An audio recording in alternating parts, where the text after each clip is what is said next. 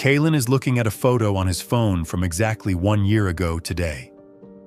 In the photo, he's smiling, holding a notebook filled with 2025 goals. He looks hopeful. He looks like a man on the verge of a breakthrough. Then, Kalen looks around his current room. It's the same desk, the same view, the same background anxiety that has become his constant companion.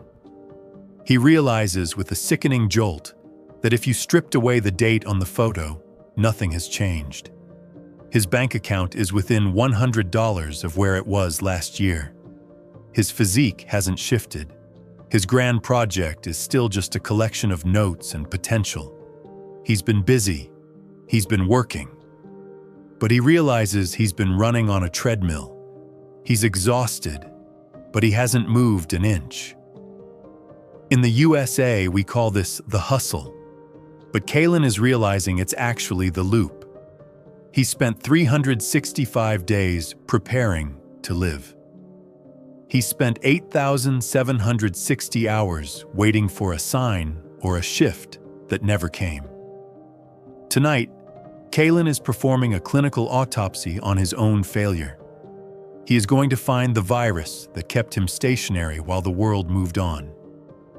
This is the 1,600-word breakdown of why you are still in the same place and how to finally break the cycle. Kalen begins by looking at homeostatic stagnation. He realizes that his brain isn't broken, it's actually doing its job too well.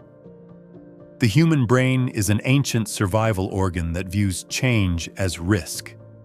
Even if Kalen's current life is mediocre, it is predictable. To his amygdala, a predictable, mediocre life is safer than an unpredictable, successful one. He learns about the dopamine threshold. Over the last year, Kalen has kept his dopamine baseline high through low-effort stimuli, social media, Netflix, and comfort food. Because he gets a hit of satisfaction every time he scrolls, his brain sees no reason to do the hard work of actual achievement. He has satisfied his ambition with digital ghosts. He discovers the knowing-doing gap. Kalen has spent the year consuming self-improvement. He's watched the videos, read the books, and listened to the podcasts.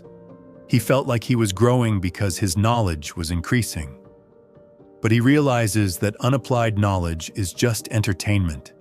He was learning as a form of procrastination. Every time he learned something new without executing it, he was just redecorating his prison cell. He is moving from consumer learning to aggressive execution. Kalen implements a surgical time audit. He realizes that he didn't fail in one big moment. He leaked his year away in 5-minute increments. He discovers the micro-negotiation virus. Every morning for the last year, Kalen has negotiated with his alarm clock. Alarm, 6 a.m. Kalen, I'll just sleep until 6:15. I'm tired. In that 15-minute window, he didn't just lose time, he lost authority. He began every day by telling his subconscious that his feelings are more important than his word. By 9 a.m., he was already a subordinate to his own comfort. He adopts the rule of zero leeway. He realizes that discipline isn't a personality trait, it's an environment. 1. Digital lockdown. He realizes his phone is a thief of potential. He puts it in a timed safe during work hours. 2. Visual cues. He clears his desk of everything except the one big thing. 3. The hard start. He stops planning his work and starts initiating it within 5 seconds of sitting down. He realizes that complexity is a hiding place.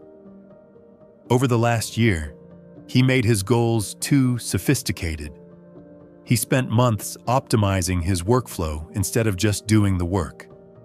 He realizes that the perfect plan is the enemy of the done task. He is stripping away the layers of strategic planning. until only raw action remains. He is moving from architect to builder. Kalen realizes his biggest hurdle was his identity. He realized he liked being the guy with potential. It's a safe, comfortable identity. As long as he is about to start, he can't be judged. He can't fail. He learns about the spotlight effect. He realized he was so afraid of looking like a beginner that he never became a master. He was afraid of what people from his high school would think if they saw him trying and failing. He realized that pride is the anchor of the stationary man. He enters the hardening phase.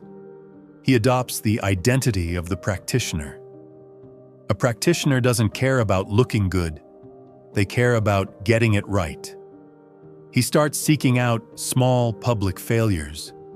He posts his imperfect work. He asks the dumb questions. He realizes that the main character is the one who is willing to look like an extra while they learn the lines. He notices his background anxiety is being replaced by a constructive tension. He realized that anxiety was often just the pain of unused capacity. Because he is finally using his engine at 80% capacity, the noise in the system is gone. He feels heavy in a good way, solid, grounded, and dependable. He has achieved operational sovereignty. He is no longer waiting for the right time.